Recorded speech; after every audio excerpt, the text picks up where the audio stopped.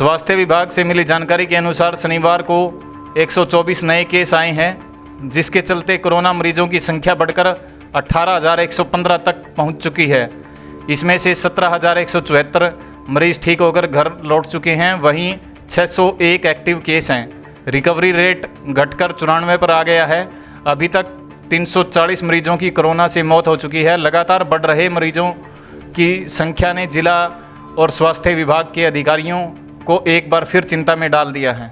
नहीं, हमारा जो हम पूरी कोशिश कर रहे हैं कि 11 से 14 हमारा टीका उत्सव मनाया जा रहा है और उसके लिए हम ये देख रहे हैं कि टीम्स बनाने की कोशिश कर रहे हैं और अवेलेबिलिटी ऑफ डॉक्टर्स, क्योंकि हमारा स्टाफ कहता है कि डॉक्टर हमारे साथ ज़रूर होना चाहिए और इसलिए हमारे जितने डॉक्टर अवेलेबल हो रहे हैं उतनी हम कोशिश कर रहे हैं कि टीम्स मैक्सिमम से मैक्सिमम बनाएं।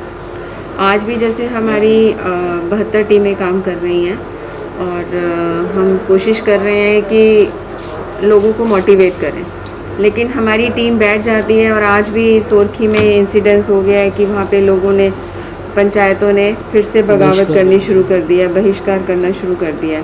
और अगर ये करते हैं, जैसे अब खेड़ी जालब सेशन में विलेजर्स ने अलाउ ही नहीं करा खेड़ी जालब में।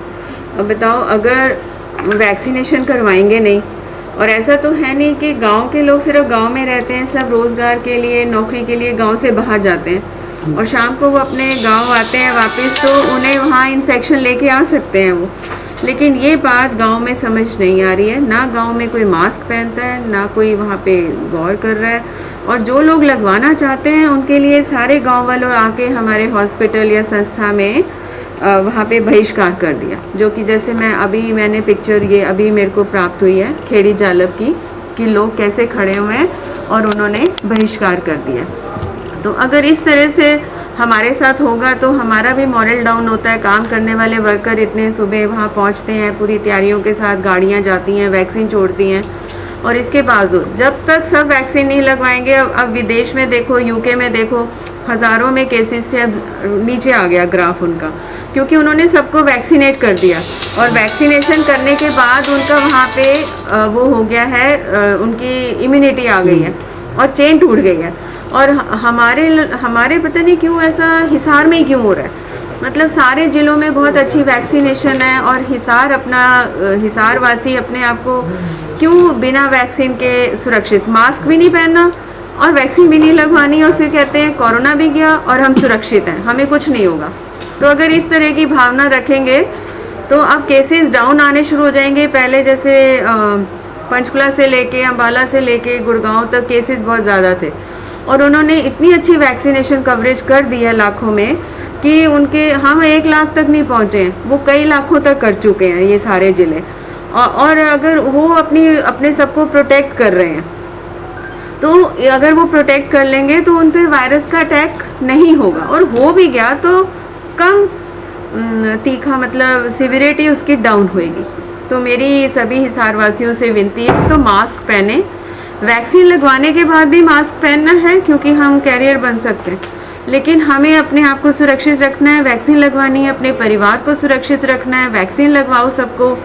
और 45 साल से बड़ा कोई भी लगवाए, बिल्कुल गलत नहीं सोचो कि क्या हो जाता है, कुछ नहीं होता, कहीं कुछ नहीं हो रहा, कहीं पर भी ऐसी मिसहैपनिंग की वो बात नहीं है। ये कारण नहीं होता कि इससे कोई ऐसा साइड इफ़ेक्ट्स हो रहे हैं, सभी ठीक हैं।